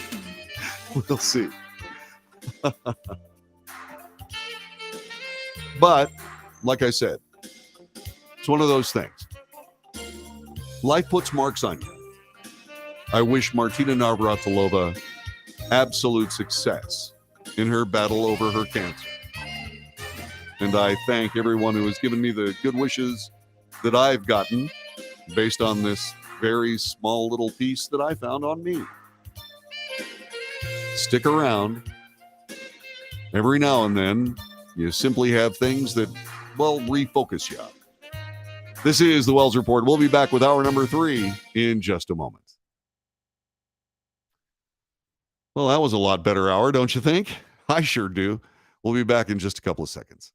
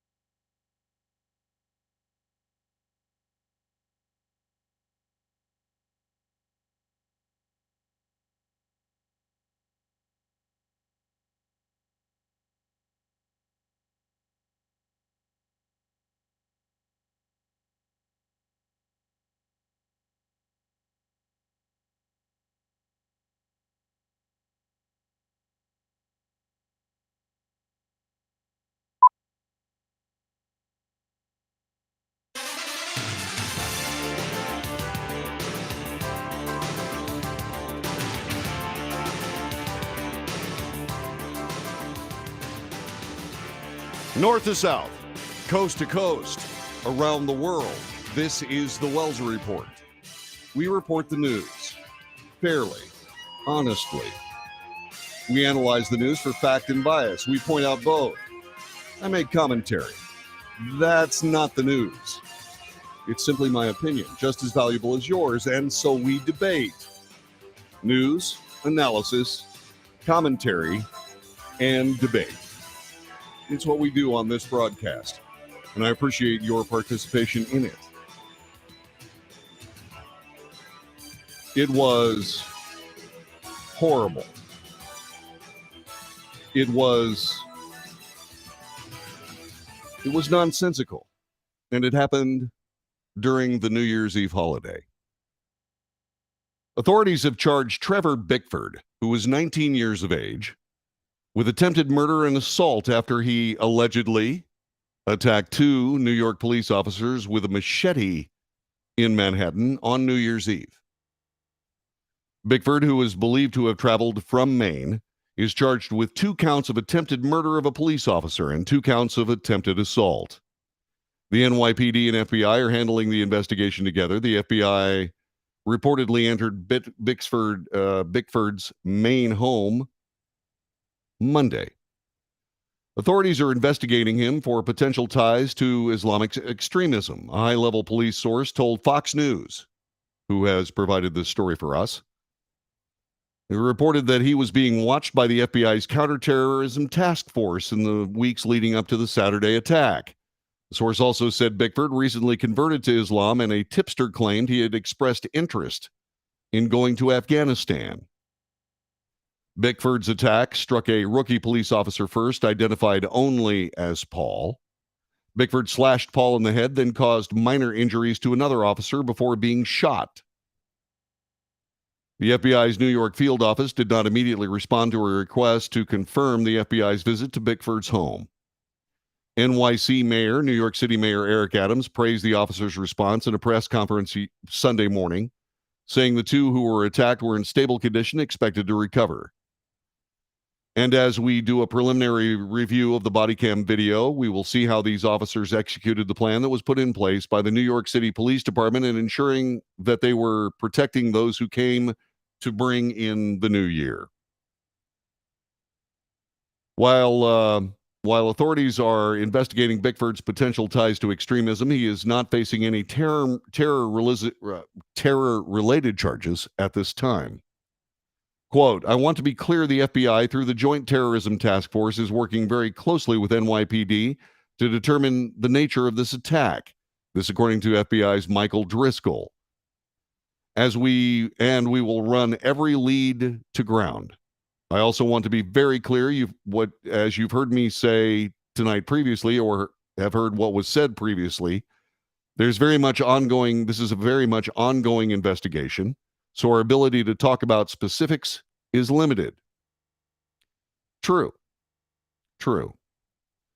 Now, when we bring all of this to the fore, once again, what we see is a news organization, thankfully, deciding to do the right thing, which was report correctly. Congratulations to Fox News for doing exactly that. This was the most recent statement by the police officers and by the NYPD and the mayor of New York City on this particular topic. Please watch.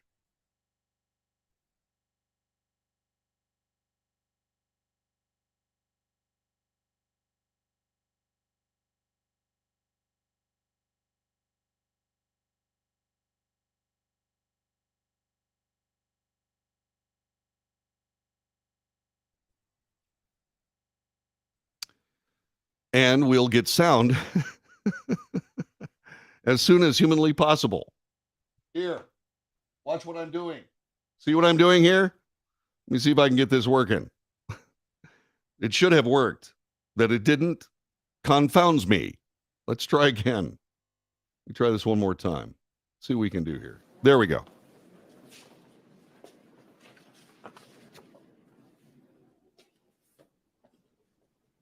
Thank you. And Happy New Year's, and it is a Happy New Year's. We have 3 officers who are going home. The 3 officers were attacked today. They were doing their jobs, the jobs that members of the New York City Police Department and other first responders and law enforcement officers do every day. And as we do a preliminary review of the body cam video, we see how well these officers executed the plan that was put in place by the New York City Police Department in ensuring we protect those who came here to bring in the New Year's. This attack took place outside of the screen area, and it is why the commissioner and her team ensures that we properly screen everyone entering the area where the viewing is actually taking place. When New Yorkers visited here, they visited and saw thousands of officers who were in the area making sure that we could have a safe bringing in the New Year's. And the 3 officers involved in this incident, they were doing just that. One of the officers heard from the police commissioner and I just a few days ago at his graduation. It just goes to show you, if it's not the first day or it could be your last day, the actions that police officers must take every day are life-threatening situations. I spoke with Paul and his dad, who's named Paul as well, and his mom and his girlfriend as he was being stitched up, and he was in good spirits. He understood that his role saved lives of New Yorkers today, and we're really pleased by the response and how our officers handled this situation. All 3 of the officers are in stable conditions, and there are no credible threats to New Yorkers at this time. This attack took place outside of the area that the police department has identified as the area that we wanted to do primary focus on. And these officers responded in an amenable, professional manner, and all the officers involved. And I must say that even after the incident took place, the responding officers made sure the scene was under control and returned to the primary focus of ensuring that everyone that was here in Times Square received the best professional service that we offer as a police entity and the other first responders that participated in this evening. I want to turn it over to the police commissioner this time, and then we'll hear from the FBI, and then we will open up to any further questions after whomever else needs to speak. Commissioner? Thank you, Mr. Mayor. Thank you for being here. I'll go over some details and reiterate a few things the mayor has just said. The information I'm about to provide is preliminary, as this incident is only a few hours old. Earlier this evening at approximately 10:11 p.m., officers assigned to the New Year's Eve detail were at the corner of West 52nd Street and 8th Avenue outside of the security screening zone when, unprovoked, a 19-year-old male approached an officer and attempted to strike him over the head with a machete. The male then struck 2 additional officers in the head with the machete. One officer, an 8-year veteran, suffered a laceration to the head. The second officer, who graduated the police academy on Friday, was also struck in the head, resulting in a skull fracture and large laceration. One of the officers fired their service weapon, striking the subject in the shoulder. The 3 officers were removed to Bellevue Hospital, where I am relieved to report that they are in stable condition. I would like to thank Assistant Directors of Nursing, Dion Bernadelle and Bruce Martin, and all the staff here at Bellevue Hospital for their excellent care of our officers. The subject was also removed to Bellevue Hospital, where he is being treated for his injuries. We are working with our federal partners for this investigation, and it is ongoing. I would like to stress, as the mayor said, there is no active threat at this time. This is another reminder of what our officers face. There were a lot of people out tonight. We are asking anyone who has any information to please call Crime Stoppers at 1-800-577-TIPS. And now I'd like to turn it over to the FBI Assistant Director in Charge, Mike Driscoll. Thank you, Commissioner, Mayor. I appreciate the invitation to join you tonight. I want to start tonight by commending the brave actions by the members of the NYPD who responded to this attack tonight. Truly impressive to see what they do every day, and even more impressive to see how they respond in times of emergency.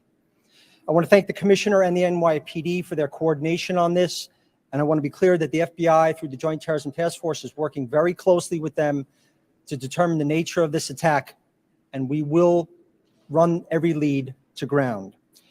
I also want to be very clear, as you've heard said tonight previously, this is very much an ongoing investigation, so our ability to talk about specifics is limited. And I do want to be very clear, as you heard the mayor and the commissioner state earlier, that there is no ongoing threat. We believe this was a sole individual at this time. There's nothing to indicate otherwise. Thank you. And so that is what we learned from the authorities involved regarding this heinous attack on New York's finest during the New Year's Eve celebration. While authorities are investigating Bickford's potential ties to extremism, not facing terrorism charges at this particular moment. But that may indeed change. What I was heartened by was a return of the FBI to what they do best, which is to actually identify and investigate crime. Michael Driscoll of the FBI acquitted himself brilliantly there, and it's going to take 10, 20, 30 more years of that level of FBI investigation and reporting to the people of the United States for them to undo their sullied relationship with we, the people of the United States. Now, that notwithstanding, there are a few things that jump out regarding this story. This young man had been being observed by the FBI. This young man had been identified as a possible terrorist. And yet, there was no way for him to be interdicted by the FBI based on their understanding of the law. Questions simply must be asked regarding the FBI's dealing with this particular case, and we will indeed ask them in the next segment. How is it? I'll give you an idea what we're going to try to discuss. I'm going to ask, why was it that the FBI had a terror suspect under observation and then must have noticed that he traveled from Maine to New York City? Was that not worth a simple stop beside the side of the road saying, "Hey, Trevor, where are you headed? And why? Mind if we search your car?" But none of that happened. Why didn't it happen? Under what circumstances would it have happened if the FBI had been the FBI instead of, say, for example, a political action group? More about that in a moment. This is the Wells Report.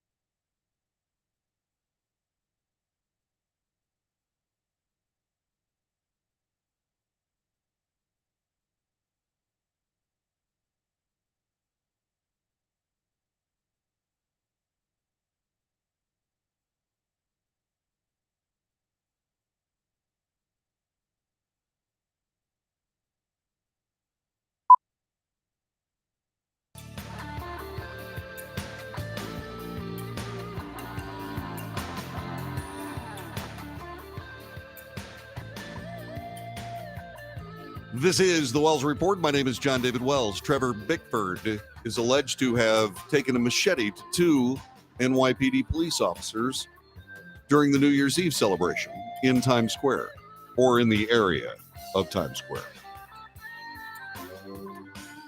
We are not going to convict him here. Will there be other charges? Likely. Likely. Should there be other charges? I'm not sure.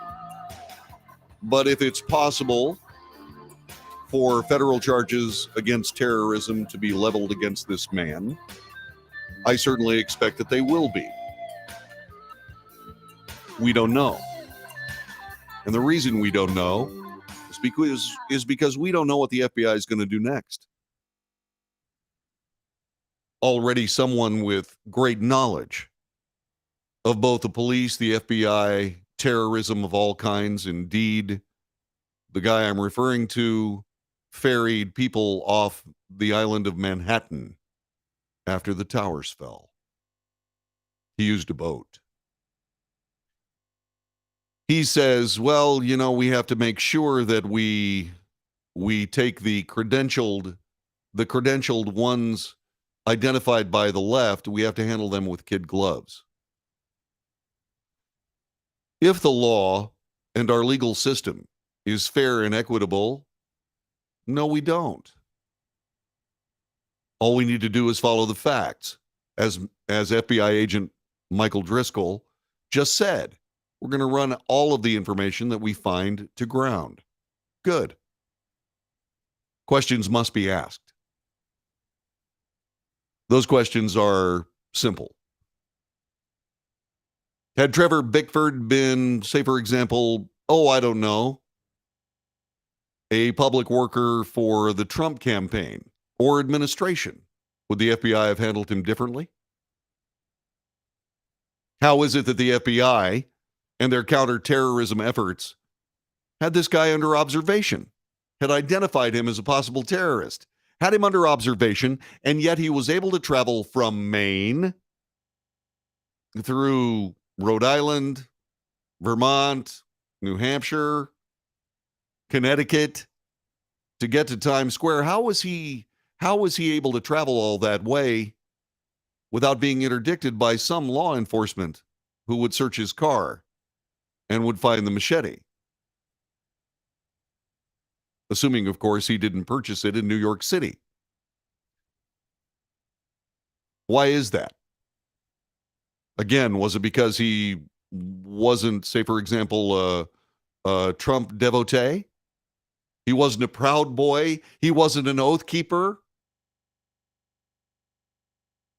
Because you know that any members of those three classes would have been interdicted.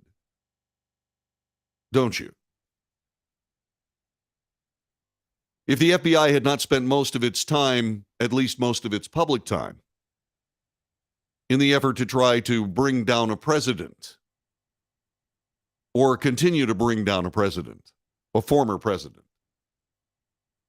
would they have had more time to actually do the work necessary to realize that this young man was indeed a genuine threat before he had a chance to hit a couple of police officers in the head with a machete?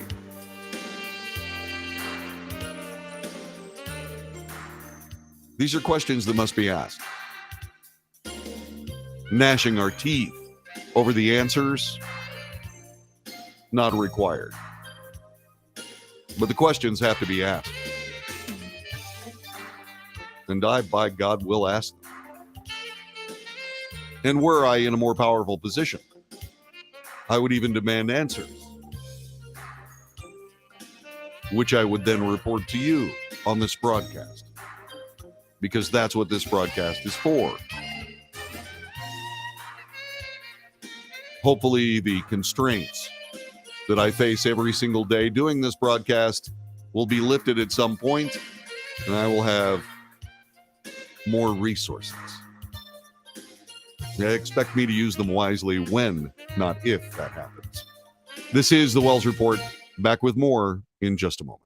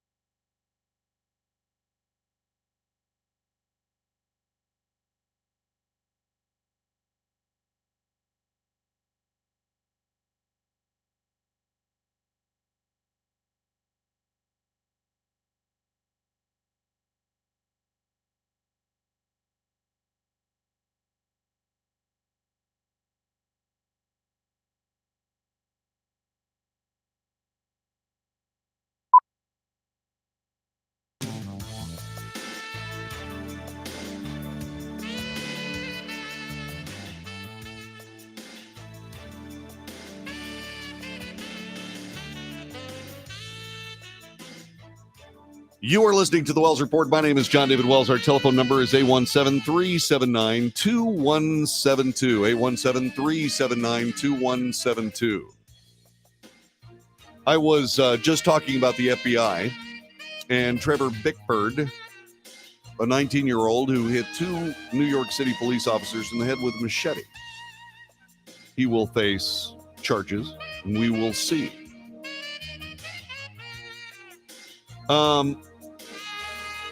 Isaac says that he disagrees with the premise that the Proud Boys and other Trump supporters were treated differently than the suspect. It's only because you missed what I said.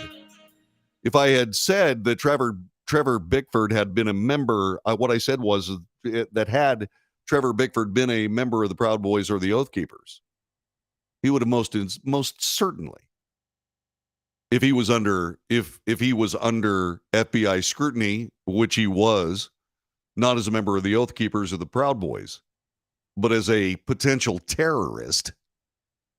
If he had been a member of the Proud Boys or the Oath Keepers, I guarantee you that the FBI would have visited him before he had a chance to get to Times Square. You can disagree with that if you want to, but I think you're whistling Dixie in the maelstrom. Or resources were misused on the Proud Boys and Trump supporters instead of preventing the attack. All I'm saying is this: the FBI needs to spend more time fighting crime and less fighting in a political argument. That was my point. And I'll stand by both of them.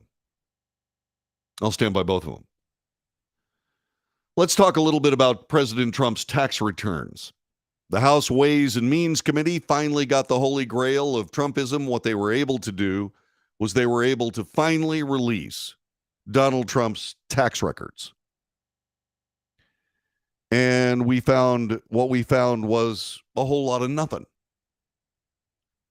As written by Edward J. McCaffrey, who is the Robert C. Packard Trustee Chair in Law and Professor of Law, Economics, and Political Science at the University of Southern California. He has written a piece in CNN.com that starts like this. Hallelujah. The House Ways and Means Committee has released former President Donald Trump's tax returns from 2015 to 2020. If nothing else, this will release most of us from being asked about the release of Trump's tax returns, as I have been for over 6 years now. As a point of fact, I've been talking about how ridiculously dumb it was for President Trump to not release his tax returns, especially in light of them being released anyway. Ridiculous. It was a silly mistake. It was an unforced error, Mr. Trump. You should have never done that. You should have simply released them. Your success, even though people are carping about it, your success is unmistakable. Your achievements decorate the Manhattan skyline. Obviously, you are a successful entrepreneur, even though there are people that are questioning that based on 5 years of tax returns. They point out, my God, he paid absolutely nothing. Well, the only difficulty with that is there was 1 year where I was trying to find the stats so I could quote them directly. There was 1 year when I believe he paid $1.2 million in taxes. The average is far more than you and I have ever paid in income tax or likely ever will. If you average those 5 years, which is something that I had hoped to do, but the article that explained all of that is somehow missing from Google these days. I wonder why. So, what happens in this particular piece by Mr. McCaffrey is this. What we got from the latest data dump is thousands of pages of returns, exhibits, schedules, and such. Dedicated accountants and journalists will now pore over these documents. We're sure to see plenty of headlines and bombshells. Except we already know the basic story. Donald Trump is not a tax evader. He uses every possible opportunity he can, like most billionaires, to save himself as much money in tax as he possibly can. It's legal. It's what you're supposed to do. And then they get into this particular piece gets into, well, we already know that Trump is a bad businessman who seems to lose money on everything from casinos to golf clubs with steaks and vodka and even so-called university in between. So the main reason he often pays so little, if any, in taxes is he often reports a loss. He also lost other people's money and got big tax breaks for that. That's called corporate law. The problem is not Donald Trump. The problem is corporate law. Trump benefited from the huge head start, more carping, the huge head start given to him by his father, Fred, which continued to pay dividends with large capital gains from the sale of inherited property in 2018, leading to Trump paying taxes that year, just under $1 million, but there was another year where he paid more. Like his father, Trump emerged as an aggressive and rather crude tax avoider. I don't know why they would put crude in there. I think it's actually pretty sophisticated. Using standard tactics like putting the kids on the payroll, writing off personal expenses, overvaluing in-kind charitable contributions, and so on. The Friday release showed that Trump did not donate his presidential salary to charities in 2020 as he had promised to do. As in fact, he had not made any charitable gifts in 2020, probably because he wasn't feeling very charitable.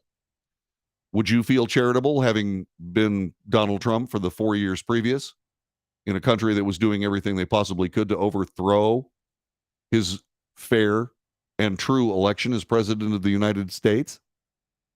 I don't think so. Doesn't bring that up in this piece, by the way. Trump's taxes, according to Mr. McCaffrey, push the lines of propriety, and his companies sometimes cross them, as we know from the Manhattan DA criminal conviction of the Trump Organization. It wasn't a criminal conviction of the Trump Organization. It was a criminal conviction of a criminal within the Trump Organization. That's called bias. But then again, this is an opinion piece. But sometimes nothing in the story, like the dog that does not bark. There are some nothings we can resolve to do something about in 2023. Nothing is what Trump paid in federal income taxes in 2020 and many other years. He paid taxes in at least 2 of those years, big sums in 2 and a small sum in the third one. Trump may not have paid net positive income taxes in his life. He's not alone. Billionaires pay no income tax. Many do so perfectly legally, and that's what Donald Trump has done. If Donald Trump had not paid taxes fairly or legally, he'd be in jail already. Now, what Mr. McCaffrey says, that's unacceptable when the IRS fails to audit a prominent rich person to whom they have to examine it, whether because it's too hard, they don't have the time, or for any other reason. Why would the rich pay anything in taxes at all? And he says that's a trick question. The rich already have ways to pay nothing in taxes. See the first nothing above. Yeah. And then the simple math of the matter is that if the rich pay nothing, then the not rich pay everything. That's true. That's true. It's sort of like this non-tax hike among the middle class promised by President Biden. He didn't raise any taxes in the middle class. President Biden raised nobody's taxes in the middle class. It's true. Absolutely. Absolutely true.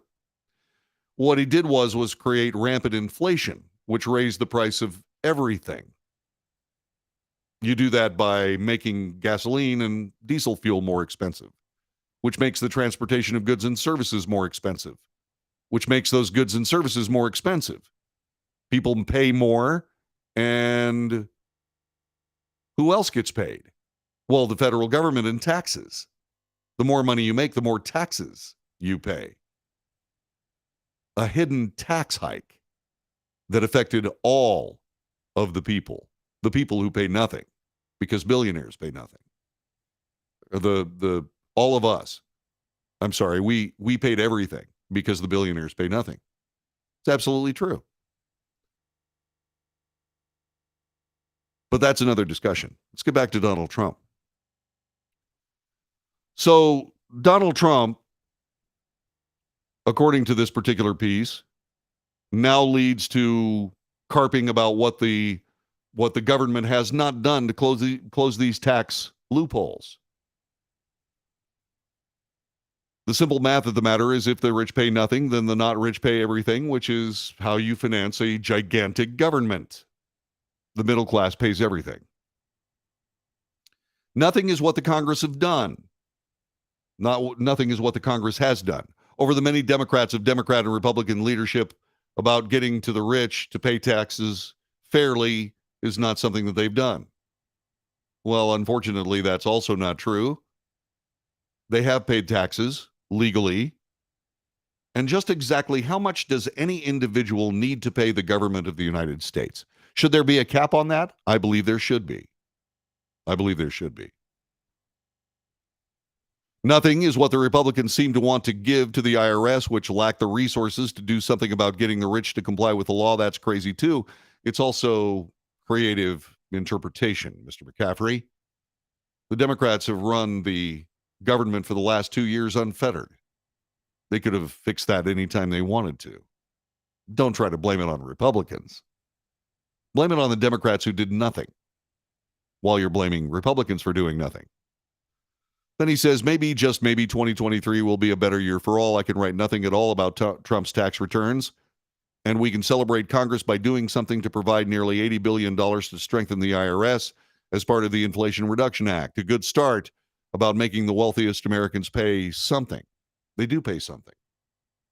As a matter of fact, if we had actually fixed the tax system the way I had suggested, they would have not been able to avoid not paying taxes. But there would have been a cap on what those people do pay in taxes. Because I believe it's ridiculous that someone making $1 billion would thus have to pay something north of $100 million in personal income tax. I think that's ridiculous. Would we have tax write-offs if my tax plan went in? Very few, if any. As a matter of fact, you know that being able to write off the interest on your house loan, I'd get rid of that one. You know what that would do? That would make houses more affordable because they wouldn't be the tax dodge for the middle class. Would it hurt people off the get-go? Sure would. It sure would. Because the price of houses would crash. Because houses aren't things to live in. Houses are ways to protect you from paying exorbitant tax rates. In my plan, would you pay an exorbitant tax rate? No. If you were making less than $250,000 a year, you'd pay 15%. You're paying 28 now or more. If you made less than $500,000 a year, you'd pay 12%. Less than $1 million, you'd pay 10%. $1 million and up, you'd pay 8%. Would you be able to dodge those taxes? No. Would there be a cap on what any individual can pay in taxes? Yes. Yes, there would be. My tax program makes it possible for you to be able to sit at your kitchen table and figure out your taxes in about 20 minutes. Withholding would stay in place, and chances are very, very likely that you would get a tax refund every single year, just like clockwork. It would also make a much smaller IRS that wouldn't need $80 billion more in their budget. They wouldn't need people with guns wandering around to collect taxes from the American people. It'd be simple. You owe 15%. Pay your 15%. Done. That's the way it should be. This particular piece, however, points out a pretty serious bias that we can use as an example that is the worst of just exactly what American journalism has turned into. This particular piece starts out as an anti-Trump screed and then gets to the meat of the matter, which is Congress must do something to get these billionaires to pay something. And we can debate that as you see fit. That's not really a problem. But once again, the headline talks about Trump. The reality talks about Congress. Democrats Democrats have had the Congress for 2 years. Why didn't they do something? No, we're going to blame Republicans instead. Oh, really?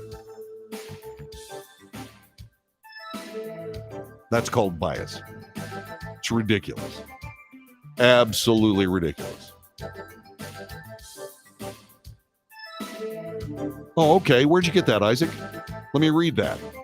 Lied about donating his presidential salary for 1 year, 2020. He paid taxes. He donated his salary in 2017, 18, and 19. Let's see. How much, by the way, how much did President Biden give up to charity? Just asking. This is the Wells Report. We'll be back with more coming up in just a moment.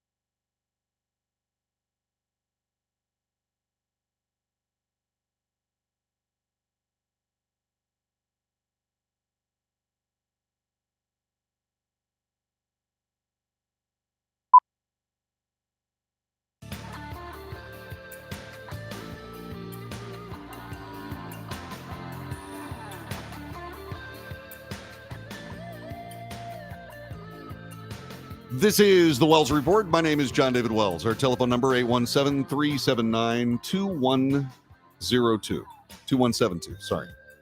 So Isaac Tate gave me, excuse me, Isaac Tate,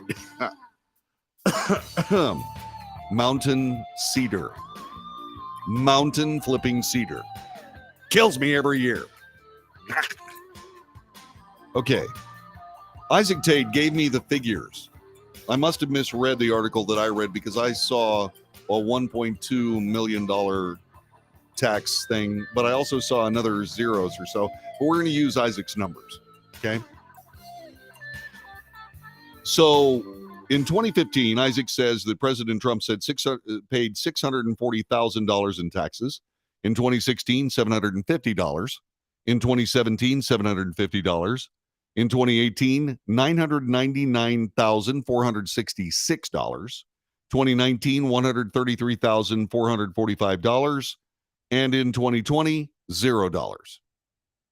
Okay? That added up to somewhere north of $1.7 million in taxes over those years. The average is $735,735.16. So the average tax bill paid by President Donald Trump in the years where his taxes were made public, those years average out to just under $300,000 a year in taxes that he paid. How much did you pay? I'll tell you this, in 2021, I had to pay all the taxes I paid, plus an additional $800 or so. I mean, it was well north of, I don't know, 20 grand or so, plus $800. So all I can tell you is President Trump paid $295,735.16 on average in the years that were released by the Ways and Means Committee of the U.S. House of Representatives.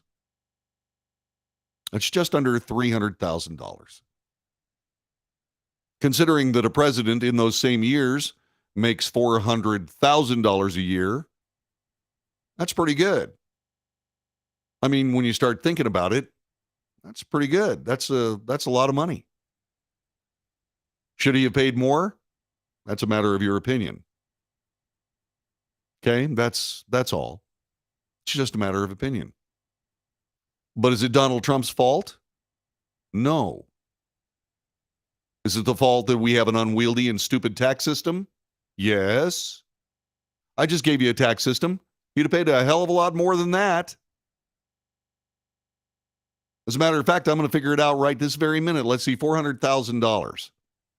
He makes $400,000 per year as president of the United States. Okay? So that would put him in the under $500,000 a year income bracket. So that means he would pay 12% equals. He would have paid $48,000 every single year. $48,000. But he paid more. He paid just under $300,000 a year. Now, what about the corporate taxes? Oh, that's a good one. Yeah, corporate taxes, yeah, they would pay something reasonable as well. And they'd have to pay it. Unfortunately, they do pay taxes, but they pass that cost along to us. You really can't do anything about that. Now, you're saying, well, wait a minute, in your tax plan, would the government make enough money to operate? A reasonable federal government would have plenty of money to operate. But look at what's happened. All the money being fleeced from the American people through all kinds of dishonest means, foisted on us by the government of the United States. With all of that, and this is bipartisan, of course, we're $32 trillion in national debt. $32 trillion. And we don't have flags on the moon.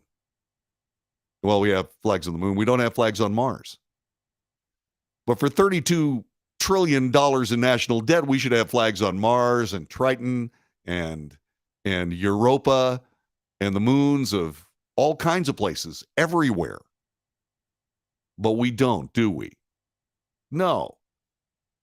Why? Because we spend all that money on the ground. We essentially float the world economy. And frankly, I think it's time for that to end. So in other words, I want a federal government that lives within its means, reasonable means. My tax plan provides for all of those reasonable means, but does not provide for all the unreasonable ones. So there. Just under $300,000 a year in taxes for the years that the Ways and Means Committee wanted you to have information about. Oh, there's one other question. When are they going to release your tax returns because you're a pain in their political butt? When do you think that's going to happen? I'll tell you when. Just as soon as you're enough of a political pain in the butt. That's the precedent. Oh, by the way, I also want to see Joe Biden's tax returns, Nancy Pelosi's tax returns, Chuck Schumer's tax returns, Steny Hoyer's tax returns, all of those tax returns. How about you? This has been the Wells Report. I hope you've enjoyed it. God bless you and yours, and I'll see you tomorrow. Okay. So there you go. Thanks very much for watching. I hope you enjoyed it, and we will see you again.